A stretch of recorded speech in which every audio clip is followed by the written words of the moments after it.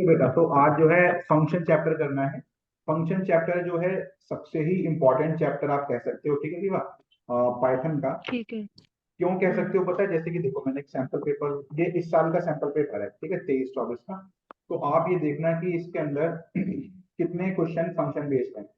जैसे कि देखो, एक ये मिसिंग स्टेटमेंट भरनी है, तो देखो ये फंक्शन बेस्ड है। उसके बाद हाँ। आगे आओ, क्वेश्चन नंबर 20 देखो, तो ये एरर फाइंडिंग है, ये भी फंक्शन बेस्ड है। अच्छा, और आगे आओ, हम्म। ये देखो, ये भी एक फंक्शन बेस्ड क्वेश्चन ही है, देखो उसको पढ़ो कि राइट अ फंक्शन।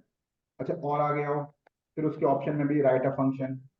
और आगे आओ, और आगे आओ, तो आप क्या देखोगे, ये देखो फिर आउटपुट आ गया, ये भी देखो फंक्शन बेस्ड आउटपुट है, डेफ आ गया। और आगे आओ, ये देखो, ये क्वेश्चन फाइल हैंडलिंग चैप्टर का है, देखो टेक्स्ट फाइल का, और है function based, right a function. यहाँ भी देखो कोई राइट अ फंक्शन। और आगे आओ, ये है क्वेश्चन स्टैक का, और देखो ये भी क्या है, कि दो फंक्शन बनाने हैं आपको।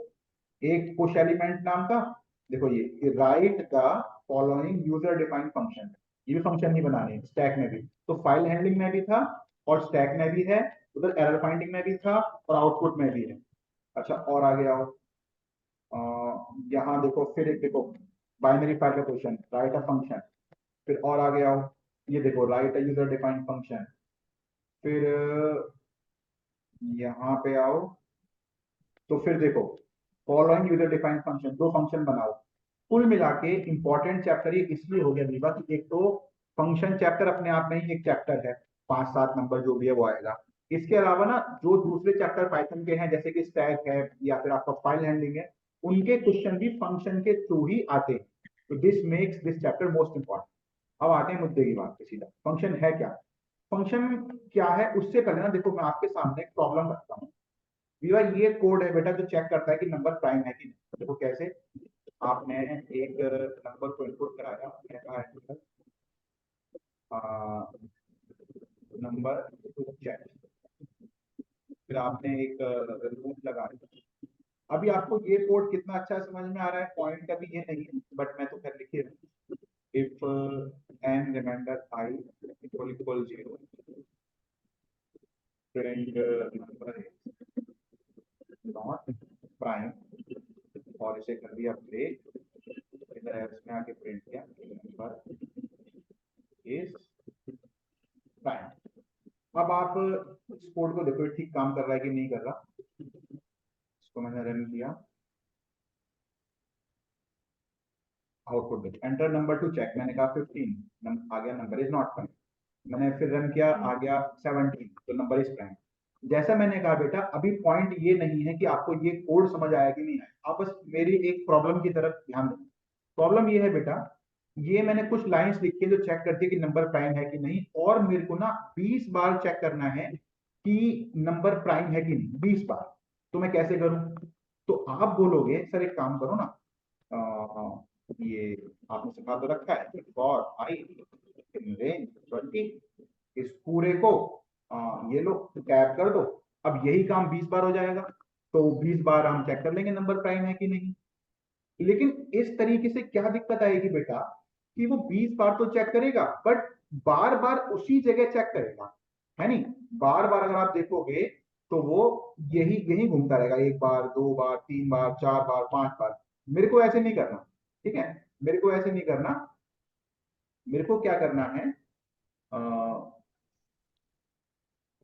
मुझे क्या करना है बेटा, मुझे ऐसा करना है कि एक बार प्राइम चेक करना है, फिर कुछ और काम करना है, फिर प्राइम चेक करना है, फिर कुछ और काम करना है, फिर प्राइम चेक करना है, फिर कुछ और काम करना है।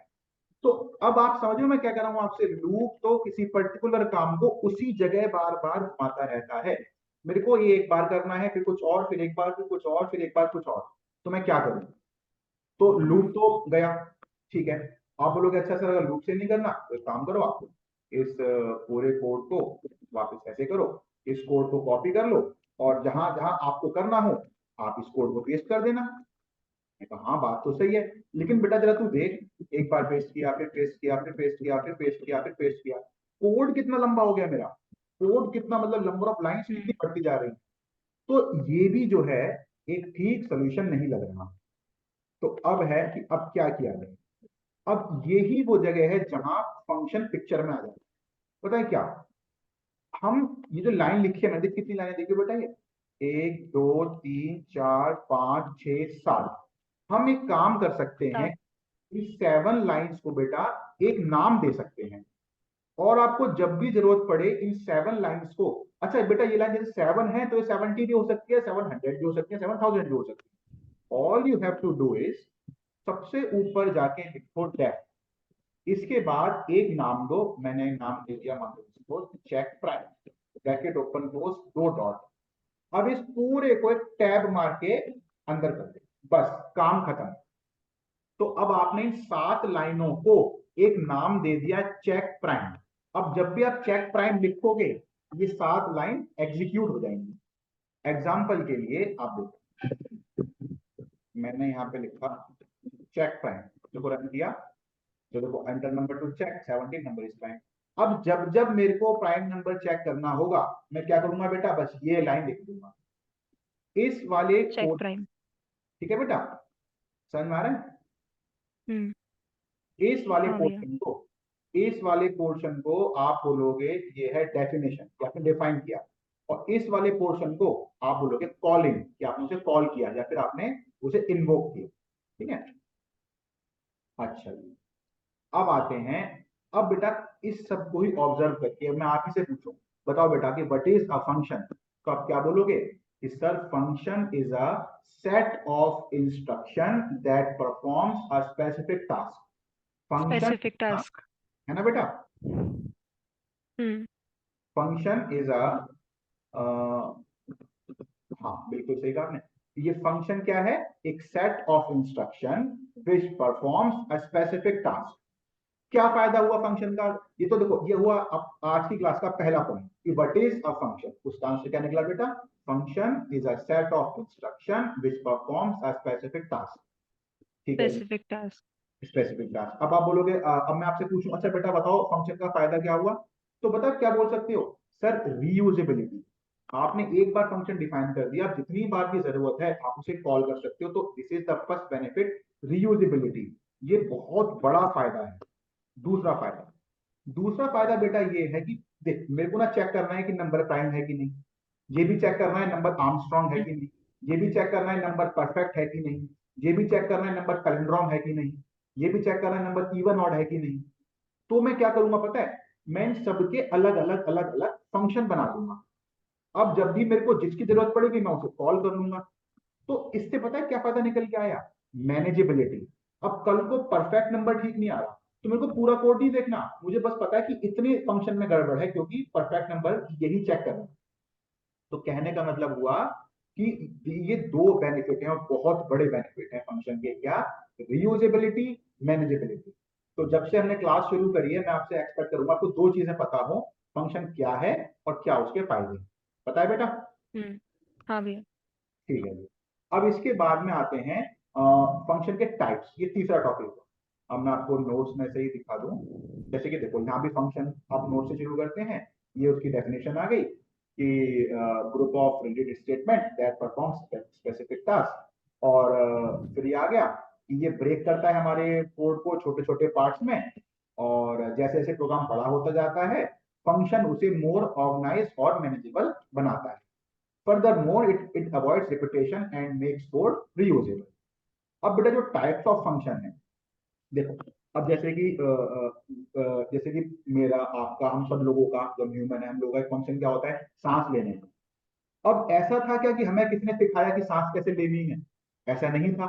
हमें तो बचपन से ही पता है ना कि हम तो पैदा भी नहीं ढंग से हुए तब भी हमें पता कि सांस कैसे लेनी है, देखना कैसे है, सुनना कैसे है, ये सब हमारे फंक्शन है। बट ये सारे क्या है बेटा, बिल्ट इन, ये सारे बिल्ट इन फंक्शन है, हमें किसने सिखाई नहीं। लेकिन अगर हम लोग अपनी लाइफ में केवल बिल्ट इन फंक्शन ही करें, तो हमने लाइफ में किया क्या, हमने लाइफ में खाया पिया सुना सांस ली, है ना, बस ये सब किया, तो उसका फायदा क्या हुआ जब तक हम कुछ बढ़िया अपना ना करें। तो the whole point of built in function is that you can create with these built in function, you can create your own function, है ना, तभी तो मजा आएगा।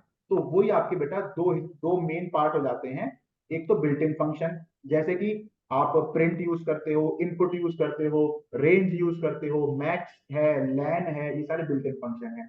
बट वही वाली बात, अगर आप यही सब करते रहोगे तो क्या फायदा, कुछ अपना क्रिएट करो इनकी हेल्प से, तो वो बन जाते हैं बेटा यूडीएफ, यूजर डिफाइंड फंक्शन, जो हमारा चैप्टर है। अब सीबीएसई ने एक और इसके अंदर कैटेगरी डाल दी है, जिसका नाम है कि बिल्ट इन तो है बट मॉड्यूल्स में है, जिनके लिए आपको पहले कोई मॉड्यूल को इंपोर्ट करना पड़ता है। जो फंक्शन रैंडम मॉड्यूल में है, जो फंक्शन मैथ मॉड्यूल में है, जो फंक्शन पिकल मॉड्यूल में है, तो उनको हम बोलते हैं बिल्ट बिल्ट इन मॉड्यूल। तो अब तक वही वाली बात, फंक्शन क्या है, क्या उसके फायदे हैं, क्या उसके टाइप्स हैं। आपको बताइए 3 पॉइंट क्लियर हुए कि नहीं हुए? हाँ भैया हो गए। ठीक है। अब इसके आगे है बेटा कि सिंटेक्स क्या है फंक्शन का। सिंटेक्स तो मैंने आपको पहले ही दिखा दिया यहाँ पे, कि आप डेफ लगाते हो, उसके बाद आप यहाँ पे फंक्शन का नाम लिखते हो, और उसके इंस्ट्रक्शंस आ जाते हैं, और ऐसे आप उसे कॉल करते हो। बस यही इसका सिंटेक्स है। इसमें एक डॉक्स्ट्रिंग नाम की चीज पे आ रही है, जो मैं जस्ट बताने वाला हूँ थोड़ी देर में, और रिटर्न भी है, जो फिर थोड़ा लास्ट में एक टॉपिक आएगा, उसको भी हम लोग पढ़ेंगे। ठीक है। अच्छा, तो अब सिंटैक्स के बाद हम आगे आते हैं, डॉक्स्ट्रिंग पे ही आना है। डॉक्स्ट्रिंग, चलो ठीक है, डॉक्स्ट्रिंग पर जाते हैं। देखो डॉक्स्ट्रिंग क्या होता है बेटा।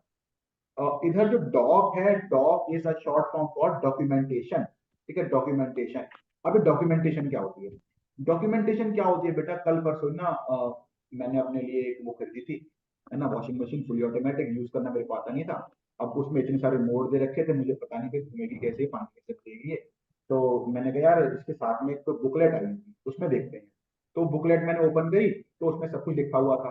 आप कोई फोन खरीदते हो, तो उस फोन के साथ एक डॉक्यूमेंटेशन आती है। कोई भी गैजेट खरीदते हो, साथ में डॉक्यूमेंटेशन आती है, which is a brief description of the product. Similarly हमारे जो फंक्शंस होते हैं, उनके साथ भी एक डॉक्स्ट्रिंग अटैच होती है, और जो बिल्ट इन है उसमें तो होती है, और जो आप बनाओगे उसमें कर सकते हो। तो इस टॉपिक में से बेटा तेरे को 3 टॉपिक समझने हैं।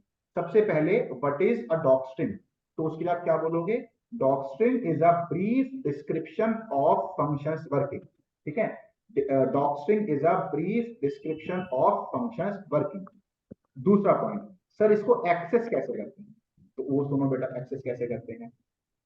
जैसे कि ये देखो, जैसे कि प्रिंट नाम का फंक्शन आप जानते हैं, तो प्रिंट की डॉक्स्ट्रिंग कैसे निकालोगे?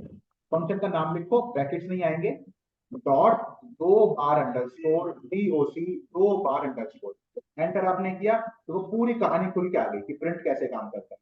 ये हुआ बेटा दूसरा पॉइंट, कि how you can access a docstring. तीसरा पॉइंट, कि हम अपनी खुद की डॉक्स्ट्रिंग कैसे बनाएं। अब जैसे कि देख बेटा, मैं इस फंक्शन को रन कर रहा हूँ, दो आपके प्राइम वाली, मैंने नंबर डाला 20, वो आ गया नॉट प्राइम। अब मैंने कहा कि check prime dot, 2 underscore DOC, 2 underscore, enter किया, और कुछ नहीं आया। तो तीसरा पॉइंट, कि बनाए कैसे। बनाने का तरीका होता है बेटा, जो फंक्शन डेफिनेशन की टॉप लाइन होती है, उसको फंक्शन का हेडर कहा जाता है। ठीक है, मतलब जो यूजर डिफाइंड फंक्शन है, आप देख ही चुके हो बेटा, उसके 2 हिस्से होते हैं, एक फंक्शन को बनाओ, और एक उसे कॉल करो। तो जब फंक्शन को बनाते हो उसे क्या कहते हैं? डेफिनेशन। जो डेफिनेशन की टॉप लाइन होती है उसे कहते हैं फंक्शन का हेडर। वो फंक्शन के हेड पे फंक्शन का हेडर है। तो डॉक्स्ट्रिंग बनाने का तरीका ये होता है बेटा, कि फंक्शन के टॉप लाइन के बाद तुरंत बाद एंटर मारो, और जो भी चीज आप ट्रिपल कोट्स में लिखोगे वो उसकी अपने आप डॉक्स्ट्रिंग बन जाएगी। जैसे कि मैंने कहा, this function checks if a number is prime or not। ठीक है, अब देखो मैंने इसको रन किया, और नंबर नंबर चलो चेक कर लिया। अब देखो मैं डॉक्स्ट्रिंग प्रिंट कर रहा हूँ, तो देखो वही यहाँ पे लिखा हुआ है। तो मैं एक बार रिपीट कर रहा हूँ, फिर आप बताना आपको समझ में आया कि नहीं आया। तो पहली बात, docstring is a brief description of functions working. दूसरी बात, we can access it by function name without any bracket, dot, DOC, this is how we can access it. तीसरा, how can we create it, function के header के तुरंत बाद जो भी आप ट्रिपल कोट्स में लिखोगे वो अपने आप इसका डॉक्सिंग बन जाएगा। ठीक है, अब बताओ, आपको समझ में आया डॉक्सिंग क्या होता है बेटा? हाँ भैया आ गया। चलो अब बढ़ते हैं आगे। आ, अब एक टर्म आती है बेटा, एक टर्म आती है बेटा, पैरामीटर या आर्ग्यूमेंट। अभी अभी के लिए आप इनको सेम मान के चलना, पैरामीटर भी वही चीज होती है, आर्ग्यूमेंट, ठीक है। दो नाम मैं लिख देता हूँ, एक parameter and second is argument. What is a parameter and what is a argument. अब क्या होता है, जैसे कि मैं बैच में क्या एग्जांपल देता हूँ, जब बैच में पढ़ा रहा होता हूँ, ठीक है, सारे बच्चे मेरे सामने बैठे हुए हैं। अब मैं क्या करता हूँ, एक वैसे एक जैसे मैंने बच्चे को बोला कि बेटा एक काम करना, एक फंक्शन कॉल किया कि बेटा जा जाके पानी दे, तो वो तुरंत गया और जाके वो बॉटल में ग्लास में जाके पानी ले आता है। इस केस में जब मैं कॉल करता हूँ बेटा, तो मुझे कुछ नहीं देना पड़ता बच्चे को, मैं बस फंक्शन कॉल करता हूँ और मेरा काम हो जाता है। फिर मैं दोबारा एक बच्चे को पकड़ता हूँ और उसको बोलता हूँ मैं कि बेटा एक काम कर, जाके ना 50 समोसे ले आओ, ठीक है, देखिए 50 समोसे ले आओ। बच्चा क्या बोलता है ना, आप समझ लो क्या बोलेगा बच्चा जब मुझसे इतने समोसे मंगाऊंगा तो। कि क्यों मंगवा रहे हो इतने सारे? क्यों मंगवा रहे हो तो कोई नहीं पूछेगा, बिल्कुल भी नहीं पूछेगा, भूल पे भी। अबे आ रहे हैं तो मंगाओ और खाओ पियो। वो ये बोलेगा कि सर पैसे तो दो, है ना। हम्म। तो अब आप देख रहे हो दोनों केस में बेटा, ध्यान से देखो। एक केस जिसमें कि मैंने कहा बेटा जाके पानी ले आओ, उस केस में मेरी तरफ से उसे कोई मदद नहीं चाहिए। दूसरे केस में जब मैंने कहा बेटा जाके 50 समोसे ले आओ, उस केस में उसको मेरी तरफ से कुछ मदद चाहिए। उसी को बोलते हैं पैरामीटर या आर्ग्यूमेंट। अब अगेन क्या सर, क्या इसमें से क्या निकालूं डेफिनेशन में, तो आप सिंपली बोलोगे variables required by function for its working, variables required by function for its working. अब अब अब इसमें बेटा कहानी में ट्विस्ट आता है, चलो पहले इसी को समझ लेते हैं। तो जब पानी लेके आने की बात थी तो उसको मेरी तरफ से, और वेरिएबल भी कौन से वाले बेटा, जो फंक्शन खुद अरेंज नहीं कर सकता, उनकी बात हो रही है। अब ऐसे तो इसे एक प्राइम नंबर चेक करना है, एक लूप लगाना पड़ेगा फॉर आई इन रेंज, तो आई चाहिए होगा। बट आई तो फंक्शन खुद भी अरेंज कर सकता है ना, खुद भी अरेंज कर सकता है। तो उसको हम पैरामीटर या आर्ग्यूमेंट की कैटेगरी में नहीं डालते। ऐसे वेरिएबल जो कॉलर उसको देने पड़े फंक्शन डेफिनेशन को, वो वेरिएबल उन्हें कहा जाता है पैरामीटर या आर्गुमेंट, ठीक है।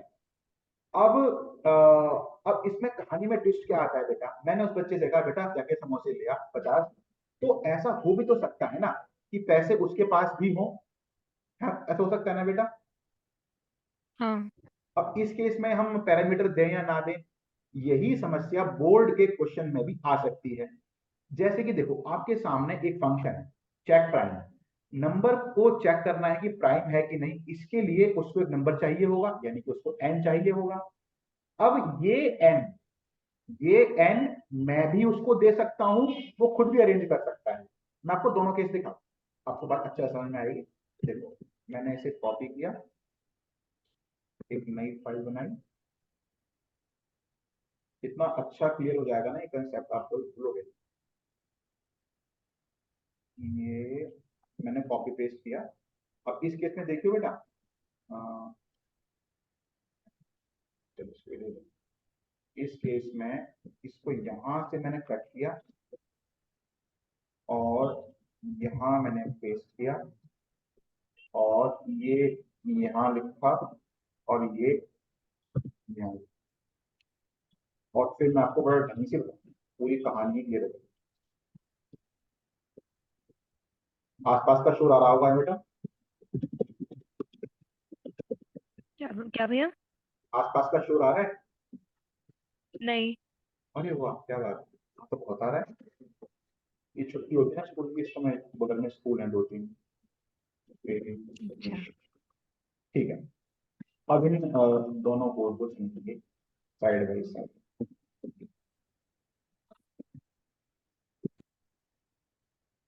हाँ ठीक।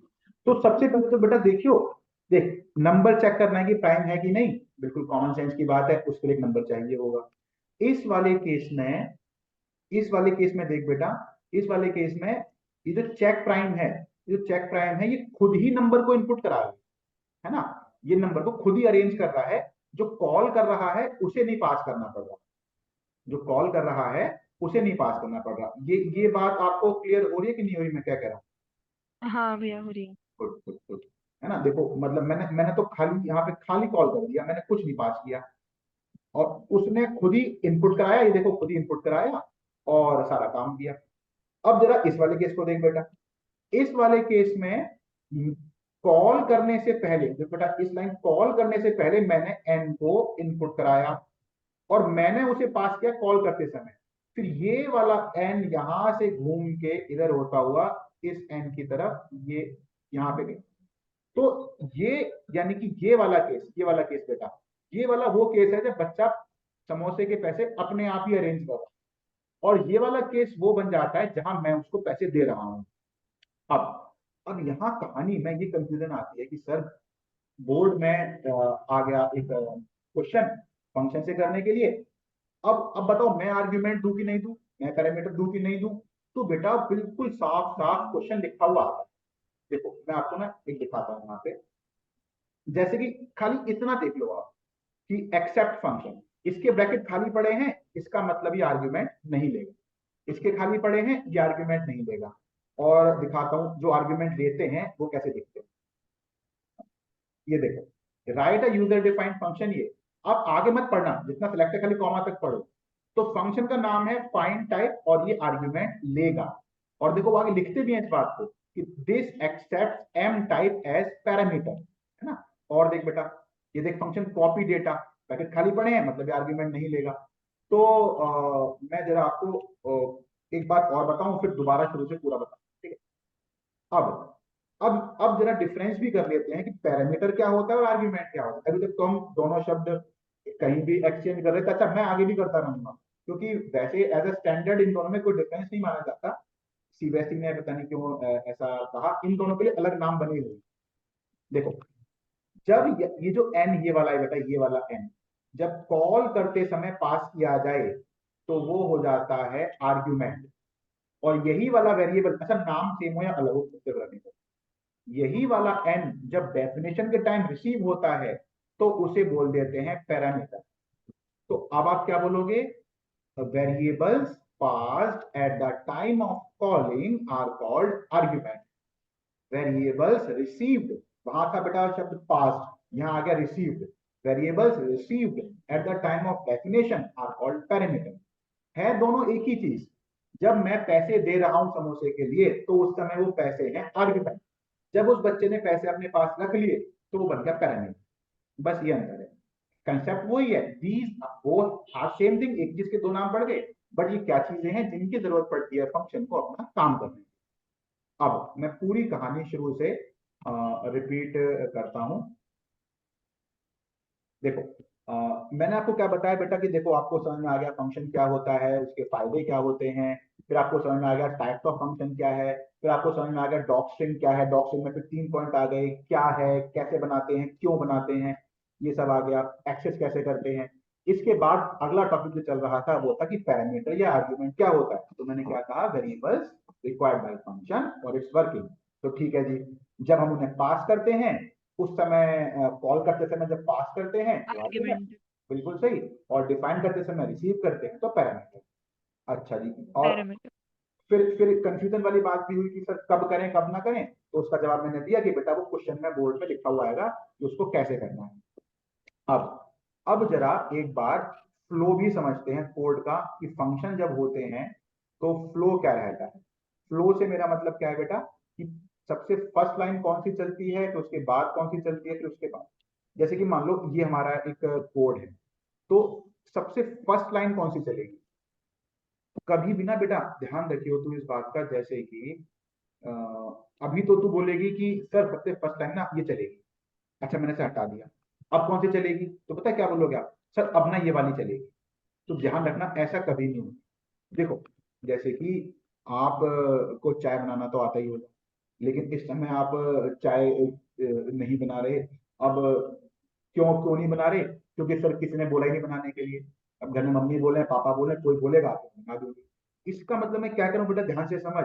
एक तो तू फंक्शन कंसेप्ट समझ, ये फंक्शन क्या बढ़िया चीज है। मम्मी ने एक बार तेरे दिमाग में फंक्शन डिफाइन कर दिया, बेटा चाय ना ऐसे बनानी।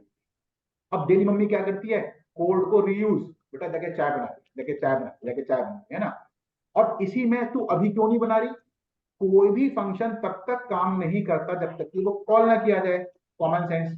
इसीलिए बेटा जो ये डेफ है, ये कभी भी first line to get executed हो नहीं सकती जब तक कि उसे कॉल ना किया जाए, जब तक कि उसे कॉल ना किया जाए। अब जरा देखिए बेटा इसका फ्लो क्या रहेगा।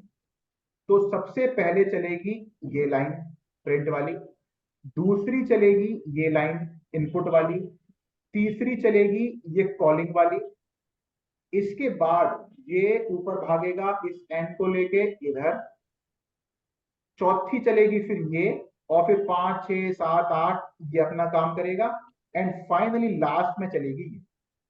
तो बेटा इसका फ्लो समझ में आया कैसे रहेगा? हाँ भैया। चलो ये हो गया इसका फ्लो। अब एक बात और कर लेते हैं, एक बात और कर लेते हैं, एक चीज हो, अब अगला टॉपिक आता है, ठीक है बेटा, अगला टॉपिक आता है। अब जरा विवा तू एक बात सोच, देख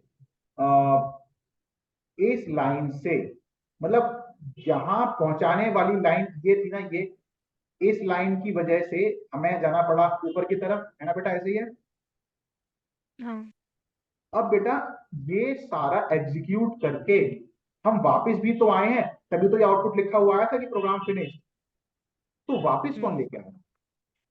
भाई ऊपर तो कॉलिंग ले गई फंक्शन की तरफ, फंक्शन से वापस कौन लेके आया? है ना, ये क्वेश्चन बन रहा है ना बेटा। हाँ। जैसे कि इसमें तो खुद आके कॉलिंग ने ऊपर ले गया डेफिनेशन की तरफ, अब डेफिनेशन से नीचे कौन लेके आया? इसका आंसर सुन बेटा, ठीक है, ये अपना लगा। इसका आंसर है बेटा ये रिटर्न जंप स्टेटमेंट। 11th का टॉपिक है रिटर्न, 11th का तो नहीं है, मतलब खाली पढ़ते हैं रिटर्न होता है एग्जैक्टली तो 12th रहता है बता के। तो रिटर्न ही हमें लास्ट में लेके आया। अब आप क्या बोलोगे, सर अभी तक तो आपने कहीं यूज नहीं किया था रिटर्न, तो वापस कैसे आ रहे थे? है ना बेटा, क्वेश्चन बनेगा, हाँ या ना? हाँ भैया। हाँ, तो बेटा इसका आंसर है कि जब हम रिटर्न कहीं यूज नहीं करते हैं तो कंप्यूटर अपना एक रिटर्न जनरेट करता है। तो या तो आप नीचे आओगे, आप नहीं लिखोगे रिटर्न तो कंप्यूटर अपना रिटर्न लिखेगा, क्योंकि वापस तो आना पड़ेगा ना भैया, रिमेनिंग कोड तो आपको करना ही पड़ेगा। अब आप अगला सवाल क्या पूछोगे कि सर अगर ऐसा ही है तो पढ़ा क्यों रहे हो इसे? जब कंप्यूटर अपने आप कर देता है तो लिखने की क्या जरूरत है, कंसेप्ट पढ़ा ही क्यों रहे हो ये? अब इसका आंसर सुन बेटा, जो डिफॉल्ट वाला रिटर्न है, जो पाइथन का अपना रिटर्न है, वो अगर लौट के आता है ना तो खाली हाथ लौट के आता है। वो कोई वैल्यू, अगर आपको किसी फंक्शन से कोई वैल्यू रिटर्न करवानी हो तो रिटर्न डिफॉल्ट वाला नहीं कर सकता। अब आप बोलोगे सर बात क्लियर नहीं हुई, ढंग से बताओ जरा। अब देखते हो नया कोड, एरिया ऑफ सर्कल लिखा, ठीक है, मैंने लिखा डेफ एरिया सर्कल, ये रेडियस को आर्ग्यूमेंट मिलेगा और ये एरिया निकालेगा पाई, पाई और आपका आर स्क्वायर, ठीक है। और अब मैं चाहता हूं कि मेरा फंक्शन एरिया को प्रिंट ना करे, रिटर्न कर दे, मुझे दे दे लाके वापस। उसका करना क्या है मैं देख लूंगा। एग्जाम्पल के लिए मैं आपको रियल वर्ल्ड का एग्जाम्पल बताऊं कि जैसे मैंने किसी से कुछ सामान मंगाया, अब सामान मंगाया तो मैं ये क्या चाहूंगा ऑब्वियसली कि वो जाए, वो सामान लाके मेरे को दे दे। उस सामान का करना क्या है, लेट मी डिसाइड। वो तुम जा चक्कर में मत करो, जितना कहा है उतना काम करो। तो मैं चाहता हूं कि मेरा फंक्शन एरिया कैलकुलेट करे, प्रिंट व्रिंट कुछ ना करे, मेरे को वापस दे दे। उसका क्या करना है मैं देख लूंगा। तो आप क्या करोगे बेटा, रिटर्न एरिया। अब आप कॉल कैसे करोगे इसको, देखो, मान लो आपने यहाँ पे एक आर को मान लिया 10, अब आपने फंक्शन को कॉल किया एरिया सर्कल, और आर आपने उसको पास कर दिया, ऐसे कॉल करोगे। अब अब देखियो बेटा इसको देख फ्लो समझिए, फ्लो क्या रहेगा। सबसे पहले ये लाइन चली, डेफ कभी भी नहीं चलेगा पहले बताया। अब ये एरिया सर्कल कॉल हुआ, ये वाला आर इस रेडियस में गया, फिर यहां से कैलकुलेशन हुई, अब ये एरिया रिटर्न हुआ, अब ये रिटर्न होके यहां पे खड़ा हुआ है कि ये पकड़ो भैया एरिया है, ये पकड़ो एरिया। तो अब मुझे वो कहीं होल्ड करना पड़ेगा, मुझे कहीं होल्ड करना पड़ेगा। मम्मी ने एक फंक्शन कॉल किया, बेटा जाके चाय बना, आपने फंक्शन एग्जीक्यूट किया, चाय बनाई और आपने कप में लाके मम्मी को दी। अब मम्मी को अपने हाथ में उसे होल्ड करना पड़ेगा, पकड़ना पड़ेगा। इसी तरीके से ये एरिया यहाँ पे रिटर्न हुआ है, अब मुझे इसे कहीं पकड़ना पड़ेगा, होल्ड करना पड़ेगा। अब देख मैं होल्ड कैसे करूंगा बेटा, होल्ड करने के लिए मैं क्या करूंगा, मैं यहाँ पे लिख दूंगा ऐसे, कोई भी एक वेरिएबल का नाम और इक्वल लगा, तो ये जो एरिया रिटर्न हो रहा है ये रिजल्ट में आ रहा है। अब मान लो मेरे को प्रिंट करना था, प्रिंट कर दूंगा, मैंने यहाँ पे प्रिंट कर दिया कि भैया एरिया इज रिजल्ट। तो अब आपने इसको रन कर दिया, आउटपुट तो जैसा आप एक्सपेक्ट करोगे वैसे है ना, 10 था रेडियस तो 314 आ गया। तो ये होता है बेटा रिटर्न का मतलब। ऐसे फंक्शन जो कोई वैल्यू रिटर्न नहीं करते उन फंक्शंस को वॉइड फंक्शन कहा जाता है। जैसे कि इस समय मैं इसको हटा दूंगा, तो this is called void function. Void function या फिर नॉन फ्रूटफुल फंक्शन, ये लगा दिया। अब ये वॉइड फंक्शन नहीं है, now it is a fruitful function, ये कुछ रिटर्न कर, अब रिटर्न करेगा तो आपको फिर यहाँ पे होल्ड भी करना है। बता बेटा ये रिटर्न कंसेप्ट क्लियर हुआ तेरे को, हाँ भैया, हो गया। या कोई डाउट है तो बता। इसमें ये समझ में नहीं आया लास्ट में जो आपने वॉइड का बोला था।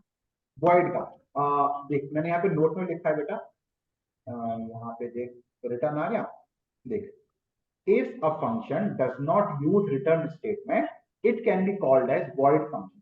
ये ज्यादा अच्छा लिखा हुआ है, अब समझ में आ गया होगा, हाँ, अब आ गया। है ना। if a function does not hmm. use return statement it can be called void function।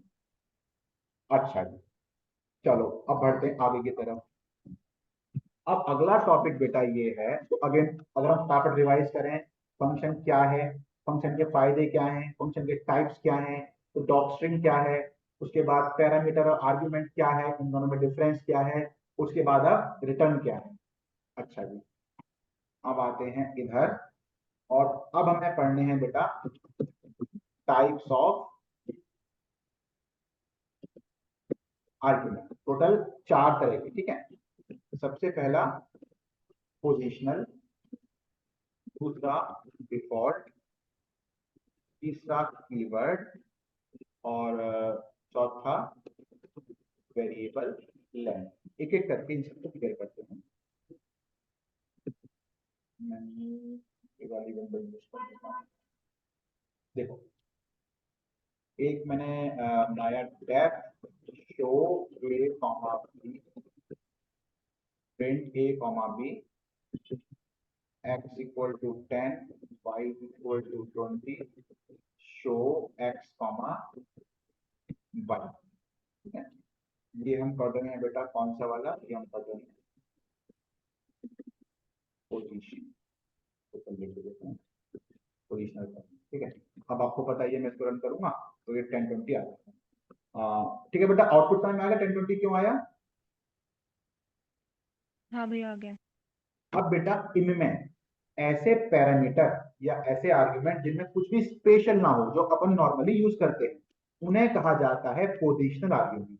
क्यों, ये वर्ड कहां से आया, ये वर्ड यहां से आया। देखो आपको पता है कि जब मैं इसको रन करूंगा तो पहले वाली वैल्यू पहली पोजीशन वाले पे जाएगी, दूसरी वाली वैल्यू दूसरे पोजीशन वाले पे जाएगी, फर्स्ट पोजीशन में, सेकंड सेकंड में। तो इसे क्या कहते हैं, पोजिशनल आर्गुमेंट, जो हम नॉर्मली यूज करते हैं। क्लियर हुआ बेटा ये, हाँ भैया।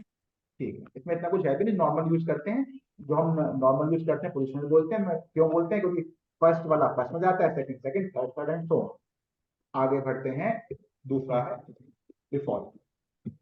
डिफॉल्ट में देख बेटा मैंने ना एक्स वाई पास किया, मैंने खाली एक्स पास किया, तो देख हुआ क्या कि एक्स वाई वाले में तो आंसर आ गया 10-20, लेकिन एक्स में अब क्या हुआ कि एक्स ए में गया और बी को वैल्यू ही नहीं मिली, तो एरर क्या आ गया, missing one required positional argument b, कि भैया बी तो आपने वैल्यू दी ही नहीं, तो ये एरर हुआ। मैं ये चाहता हूं बेटा कि अगर बी को वैल्यू ना दी जाए तो वो अपनी एक डिफॉल्ट वैल्यू मांगे, 200 मान ले, तो आप क्या करें, इक्वल करके 200 करें। अब ये बी जो है ये डिफॉल्ट आर्ग्यूमेंट कहा जाता है। डिफॉल्ट आर्ग्यूमेंट में क्या होता है, आपके पास ये फ्लेक्सिबिलिटी होती है कि आप वैल्यू पास करो या मत करो। नहीं करने के केस में वो डिफॉल्ट वैल्यू को यूज करता है। जैसे कि आपने एक नया मोबाइल परचेज किया, आपने एक नया मोबाइल परचेज किया, अब उसके अंदर बेटा एक डिफॉल्ट रिंगटोन सेट होती है, चेंज कर दोगे तो चेंज कर दी वो यूज हो रही है, और नहीं चेंज करी तो डिफॉल्ट हो रही है। इसी तरीके से बेटा जब मैं इसको रन करूंगा तो आप क्या देखोगे, पास कर दिया तो 1020, और नहीं किया तो x तो आ गया 10 और b डिफॉल्ट आ गया 200। बता बेटा ये हाँ बात भैया। क्लियर हुई कि नहीं हुई? हाँ भैया। ठीक है। अब इसमें एक स्पेशल पॉइंट है समझने वाला, उस पर ध्यान दो। अगर मैं ऐसे कर दूं कि a को डिफॉल्ट कर दूं, ये इंपॉर्टेंट पॉइंट है बेटा, ठीक है, a को डिफॉल्ट कर दूं और b को वैल्यू ना दूं, अब क्या होगा, जब फर्स्ट टाइम रन किया तो x गया a में, y गया b में, चलो सब ठीक है। जब दूसरी बार कॉल किया तो x तो a में ही जाएगा, पहले तो पहले में ही जाएगी। अब दूसरी आपने दी नहीं और दूसरी डिफॉल्ट है नहीं, वो तो पास करनी ही पड़ती है, तो ये एरर हुआ। तो पाइथन ने इसको एक सिंटैक्स एरर ही बना दिया, मतलब ये लाइन भी नहीं चलेगी। आपको एक रूल बना दिया है कि भैया अगर आप डिफॉल्ट आर्ग्यूमेंट बना रहे हो तो आखिरी वाला ही होगा, शुरू वाला नहीं हो सकता, या फिर आप सारे ही बना दो। अब आप देखना बेटा, मैंने इसको रन किया, अब एरर क्या आ रहा है, देखो सिंटैक्स एरर आया, non default argument follows default argument. बेटा this b is non-default and it is following a which is default, this is not possible। और सिंपल शब्दों में कहा जाए, default argument must be the last ones या trailing once, हमेशा बाद वाले होते हैं, सारे ही हो देन इट्स ओके, या फिर अगर एक है या दो है तो वो आखिरी वाले ही हो। ये पॉइंट समझ में आया बेटा तेरे को? हाँ भैया, आ गया। ठीक है। अगला, डिफॉल्ट आर्ग्यूमेंट बहुत यूज होते हैं आउटपुट क्वेश्चन में। तीसरा देखते हैं कीवर्ड। कीवर्ड आर्ग्यूमेंट क्या होते हैं? अब जब रियल वर्ल्ड कोडिंग होती है तो उसमें क्या होता है बेटा, ऐसे ऐसे फंक्शन बनाते हैं जो बहुत सारे आर्ग्यूमेंट लेते हैं। उस केस में ये बहुत पॉसिबिलिटी बनती है कि हम भूल जाते हैं कि भाई नाम तो अपने को याद है, ये a b c d 4 argument लेगा, लेकिन पहले ए है कि बाद में बी है कि फिर डी है कि फिर ए है, ऑर्डर भूल जाते हैं। तो कीवर्ड आर्ग्यूमेंट आपकी वहां पे हेल्प करते हैं। कीवर्ड आप देखो, डिफॉल्ट आर्ग्यूमेंट का क्या फायदा हुआ, you need not, this is not mandatory to pass the value, if not passed then default will be used। the benefit of keyword argument is that you need not to remember the order of argument। तो क्या करेंगे इस case में, देख बेटा, function call कर और तू बता दे कि भैया ऐसा है, ये तो है बी के लिए और ये है ए के लिए, ऐसे। अब देखिए बेटा, देख हमने y पहले पास किया है और x बाद में पास किया है, 20 पहले पास किया है, 10 बाद में पास किया है, लेकिन क्योंकि नाम आ गए वहां पे, तो जो y की वैल्यू b को ही मिली और x की वैल्यू a को ही मिली। तो the benefit of keyword argument is that you need not to remember the order of argument. Calling करते समय आप नाम लिख दो तो वो वैल्यू उसी में जाएगी, ऑर्डर की टेंशन नहीं रहेगी। बेटा ये पॉइंट क्लियर हुआ? हाँ भैया, हो गया। इसका एक एग्जाम्पल भी देखो मैं आपको देता हूँ। आपको याद है वो इंटरफेस वाला चैप्टर एसक्यूएल का, हाँ, याद है। जब हमने कनेक्टिविटी करी थी, माई एसक्यूएल डॉट कनेक्ट। हाँ, थोड़ा देखो याद है। ये लाइन याद है, ये वाली लाइन देखो, इंटरफेस वाला ये लाइन हाँ, ये वाली याद है। है ना। अब देखो इसमें चार, टोटल 4 पैरामीटर आ रहे हैं। तो अब क्योंकि बेटा देख ध्यान से देख, तू कॉल कर रही है और तू नाम लिख रही है कौन किसके लिए बना है, तो इन चारों किसी ऑर्डर में लिख दो, कोई फर्क नहीं पड़ता, डेटाबेस पहले, पासवर्ड बाद में, फिर यूजर नेम, फिर होस्ट। तो ये भी एक एग्जांपल है कीवर्ड आर्गुमेंट। ठीक है बेटा,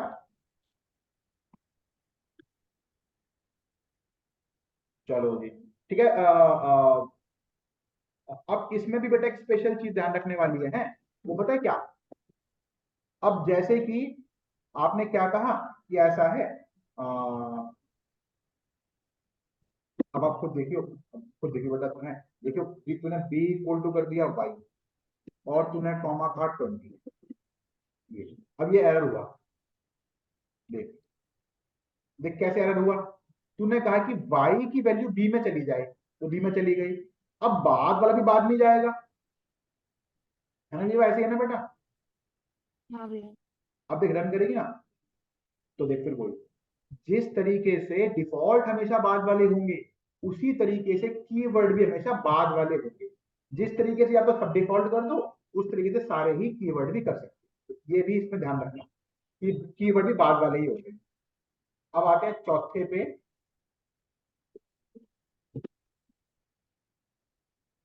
वेरिएबल लेंथ। ठीक है, वेरिएबल लेंथ में क्या होता है, एक चलो सी और ले लिया हमने।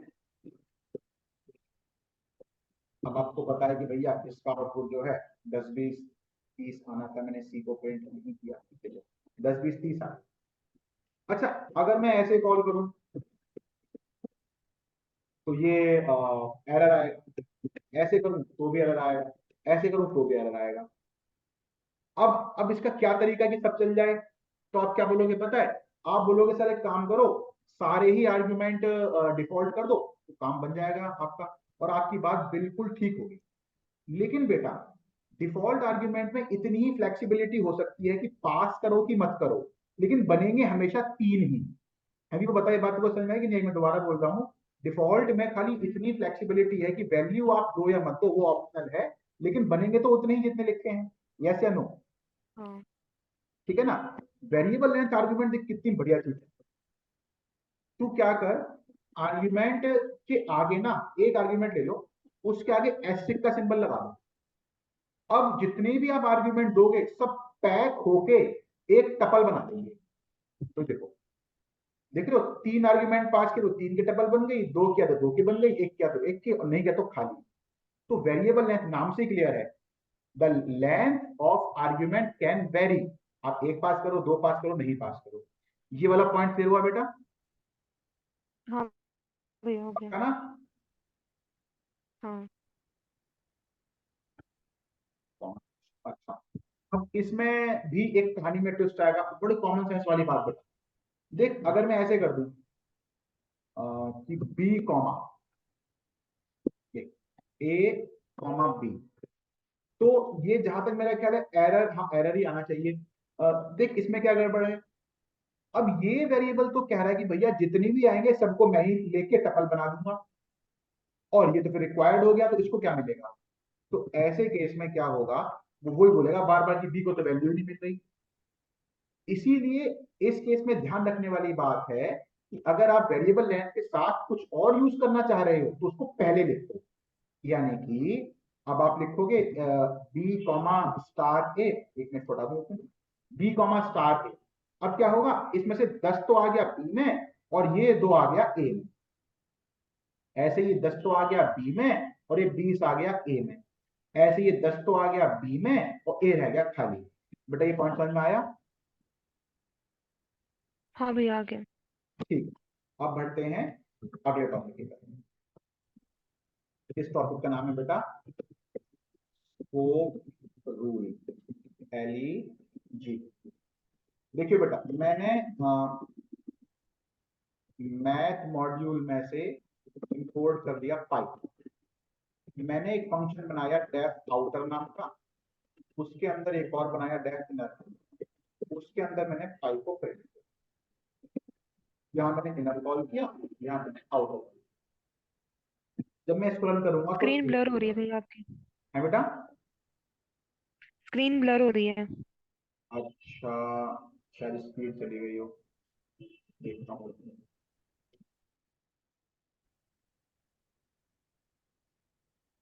अभी ठीक आ गई बेटा? नहीं। ठीक है, नहीं अभी नहीं है। अभी नहीं, स्पीड तो आ गई। हाँ अब ठीक है। ठीक है, चलो बता देना ब्लर हो दोबारा। अच्छा जी, अब देखियो बेटा, देख मैंने मैथ में से पाई नाम का वेरिएबल इंपोर्ट किया, मतलब वो 3.14 वाला। एक फंक्शन बनाया आउटर, एक बनाया इनर, और इनर वाले को मैंने कहा कि तू पाई प्रिंट कर। अब देख बेटा, पहले फ्लो समझ।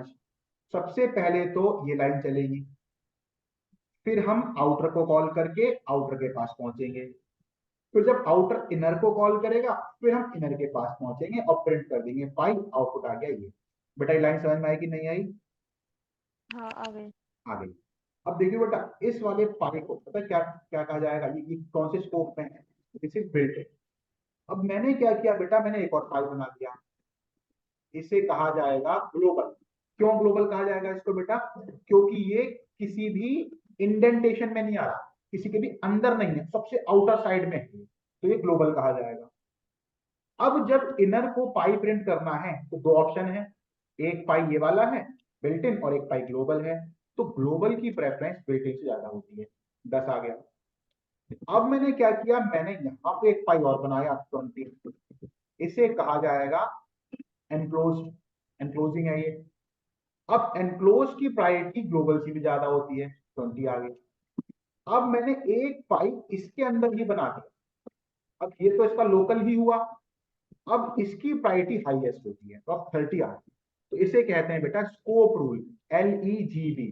और अगर मोटी मोटी बात को पकड़ो तो क्लोजेस्ट की प्रेफरेंस हमेशा ज्यादा रहेगी, और बाकी फिर ये रूल तो है, सबसे ज्यादा प्रायोरिटी लोकल की, उससे कम एनक्लोजिंग, उससे भी कम ग्लोबल और सबसे कम बिल्डिंग। ग्लोबल। बेटा ये बात क्लियर हुई? हाँ भैया, हो गई। गुड। अब आते हैं आखिरी टॉपिक की तरफ, 2-3 मिनट का टॉपिक है, फिर हमारे सारे टॉपिक कवर हो जाएंगे। अब सुनो, ये टॉपिक है बेटा यूज ऑफ ग्लोबल कीवर्ड। एक कीवर्ड सीखोगे आप, ग्लोबल। देखो, डेट शो, आपने एक ग्लोबल वेरिएबल बनाया और आपने प्रिंट किया ए, आपने शो कॉल किया और फिर प्रिंट किया ए। एज एक्सपेक्टेड 2 बार 10-10 आ गए। पहले शो कॉल हुआ, शो ने प्रिंट किया ए 10, फिर नीचे आ गए, फिर प्रिंट हुआ ए और फिर आ गए 10। अब मैंने यहाँ पे कहा =20, अब आपको पता है आउटपुट आएगा 2010, क्योंकि ये जो शो है ये अपना लोकल वेरिएबल बनाएगा, ग्लोबल को यूज नहीं करेगा, तो आउटपुट आ गया 2010। बेटा बताइए बात समझ में आई या नहीं आई? हाँ भैया, आ गई। आ गई। अब बेटा देख, मैं ये चाहता हूं कि ये जो फंक्शन है शो नाम का फंक्शन, ये अपना वेरिएबल ना बनाए, ये ग्लोबल वाले को ही यूज करे। मतलब इसके पास ग्लोबल का भी एक्सेस है, भैया तू अपना मत बना, लोकल मत बना, तू ग्लोबल को ही यूज कर। तो आप क्या करो, यहाँ पे लिख दो ग्लोबल ए। ये लिखने के बाद अब जब ये A20 करेगा तो ये अपना ए नहीं बना रहा, ये बेटा इसी वाले को 20 कर रहा है। इसका मतलब अब जब आप यहाँ प्रिंट करोगे ए तो 20 है ही, लेकिन जब यहाँ भी प्रिंट करोगे ए, अब वो भी 20 ही हो चुका है, क्योंकि फंक्शन ने अपना नहीं बनाया, ग्लोबल वाले को ही चेंज किया। बता बेटा समझ में आया? हाँ, आ गए। ठीक है। अब इसी में छोटी सी पॉइंट बेटा और समझ, देख इसने एक ए बनाया 30, और इसने कहा यहाँ पे प्रिंट कर दो ए, तो बेटा ये एरर माना जाएगा। देख क्यों माना जाएगा, क्योंकि यहां तक तो फंक्शन बोल रहा है कि मैं अपना ए बनाऊंगा, यहां बोल रहा है कि मैं ग्लोबल यूज करूंगा। अब एक ही इंडेंटेशन में, एक ही स्कोप में लोकल ग्लोबल दोनों यूज नहीं हो सकते, तो इसीलिए जब आप इसको रन करोगे तो ये एरर होगा। ये बात बेटा समझ में आई? हाँ, आ गई। ठीक है। एक लाइन और आखिरी, बस इसमें एक और चीज आती है, देखिए बेटा, अगर तूने मान ली लिखा है ऐसा A=A+10, तो ये भी एक एरर हुआ। अब ये एरर क्यों हुआ, क्योंकि देखो जब आपने कहा A=समथिंग, तो उसका मतलब तो अपना ए बनाना है, ग्लोबल यूज नहीं करना। तो फिर ये कौन सा ए है भैया, ग्लोबल तो यूज करना नहीं है, अपना बनाना है, तो अपने को ही अपना यूज करके कैसे बनाएंगे, ये तो डिक्लेयर्ड ही नहीं है। तो इसको जब रन करोगे तो आएगा एरर कि भैया local variable a referenced before creation, before assignment, कि भैया तुमने तो ए का यूज पहले ही कर लिया बिना उसको बनाए। बेटा ये बात समझ में आ गई? हाँ, आ गई। ठीक है। तो पूरे चैप्टर में क्या क्या है बेटा, फंक्शन क्या है, उसके फायदे क्या हैं, और उसके टाइप्स क्या क्या हैं, फिर जब हम यूजर डिफाइंड फंक्शन बनाते हैं उसके दो पार्ट कौन से हैं, एक है डेफ, एक है कॉल। डिफाइन कैसे करते हैं, वो डेफ कीवर्ड लगा के, कॉल कैसे करते हैं, नाम लिख के। अगला टॉपिक आता है पैरामीटर आर्गुमेंट क्या होता है, अगला टॉपिक आता है इन दोनों में डिफरेंस क्या होता है, फिर आता है डॉक्स्ट्रिंग क्या होता है। ठीक है, डॉक्स्ट्रिंग बनाते कैसे हैं, एक्सेस कैसे करते हैं, और उसका यूज क्या होता है। फिर रिटर्न आता है, तो जब रिटर्न बाय डिफॉल्ट होता ही है तो हम क्यों करते हैं, कुछ भेजना हो उसके लिए करते हैं, जब भेजोगे तो उसको होल्ड भी कहीं करना पड़ेगा। फिर ये वाली बात आ गई। फिर आगे आपका 4 तरह के पैरामीटर जो नॉर्मल यूज करते हैं उन्हें बोलते हैं पोजिशनल, जिसकी वैल्यू दो या पोजीशन। मत दो, डिफॉल्ट, जहां ऑर्डर याद रखने की जरूरत नहीं है, कीवर्ड, और जब सब मिलके एक बना लेते हैं तो वेरिएबल लेंथ वेरिएबल। आ गया। बिल्कुल, फिर आ गया scope rule, LEGB, highest priority local, उससे कम एनक्लोजिंग, उससे कम बिल्ट ग्लोबल, ग्लोबल। उससे कम बिल्ट इन। फिर फाइनली आया यूज ऑफ ग्लोबल कीवर्ड। एक टॉपिक रह गया, फटाफट से उसको देखो लास्ट। अच्छा याद आ गया रिवाइज करते करते मैं देख लेता। Def change a plus equal to 10 और एक्स इक्वल टू 10 चेंज को पास किया, मतलब देखो, और फिर प्रिंट किया एक्स को। बेटा एक सवाल आपके लिए, वो ये मतलब सवाल है, जवाब मत देना, खाली सोच लेना कि जब ये एक्स इस ए में जाएगा, ए है पैरामीटर और एक्स है आर्ग्यूमेंट, तो जब हमने यहाँ पे पैरामीटर को चेंज किया तो क्या वो एक्स को यानी कि आर्ग्यूमेंट को भी चेंज करेगा कि नहीं करेगा? यही टॉपिक बेटा नोट्स में मैंने आज दोबारा से लिखा है और इजी शब्दों में, ताकि बच्चों को समझ में आए। ये does changes in parameter also changes argument, यही हम डिस्कस कर रहे हैं कि क्या ए जो कि एक पैरामीटर है उसके चेंज करने पे क्या एक्स जो कि आर्ग्यूमेंट है क्या वो भी चेंज होगा? अब इसका आंसर बेटा ना तो हाँ है और ना ही ना है। इसका आंसर है इट डिपेंड्स। किस क्वेश्चन का आंसर है बेटा इट डिपेंड्स? कि क्या पैरामीटर के चेंज करने पे आर्ग्यूमेंट भी चेंज होगा? इसका आंसर है इट डिपेंड्स। किस पे डिपेंड करता है? कि जो आपने भेजा है क्या वो म्यूटेबल है या इम्यूटेबल है। म्यूटेबल है तो आंसर है यस, चेंजेस हो जाएंगे। इम्यूटेबल है तो आंसर है नो, चेंजेस नहीं होंगे। बार बार आपको रटवाया है कि अपने कोर्स के हिसाब से पूरी पाइथन में केवल लिस्ट म्यूटेबल है और डिक्शनरी म्यूटेबल है।